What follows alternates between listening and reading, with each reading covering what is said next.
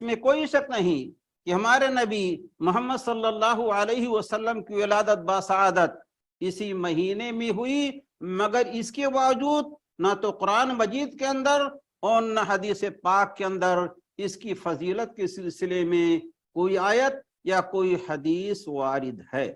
علامہ صدیق حسن خان فرماتے ہیں لم یرد فی فضلہ حدیث فیما عالم، ماہ ربیع الاول کی فضیلت میں کوئی حدیث وارد نہیں ہے میرے اپنے علم کے مطابق۔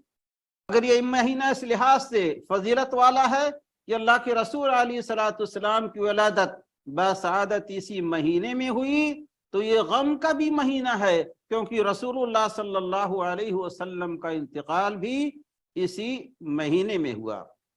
اب آگے آتے ہیں، رسول اللہ صلی اللہ علیہ وسلم کی ولادت ربیع الاول کی کس تاریخ کو ہوئی؟ پیر کا دن تھا، اس میں تو کوئی اختلاف نہیں، لیکن تاریخ اس سلسلے میں بہت سارا اختلاف ہے۔ اسد الغابہ فی معرفت الصحابہ کتاب، اس میں ہے 3 قول ہیں، 10 ربیع الاول کو، دوسرا 2 ربیع الاول اور تیسرا 8 ربیع الاول۔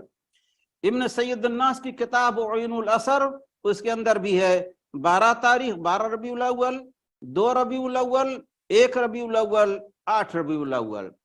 استیاب ابن عبد البر کی کتاب ہے، اس کے اندر بھی 3 اقوال ہیں، 8، 10، 12، اور علامہ ابن کثیر نے 8 ہی کو زیادہ صحیح قرار دیا ہے۔ اس کے سوا رحمت للعالمین جو علامہ سلمان منصور پوری کی ہے، الرحیق المختوم جو علامہ صفی الرحمن کی ہے، اور بعض دوسرے لوگوں نے 9 ربیع الاول کو راجح قرار دیا ہے۔ اس سے یہ معلوم ہوا کہ رسول اللہ صلی اللہ علیہ وسلم کی ولادت کس تاریخ میں ہوئی، قطعی طور پر ہم کچھ نہیں کہہ سکتے۔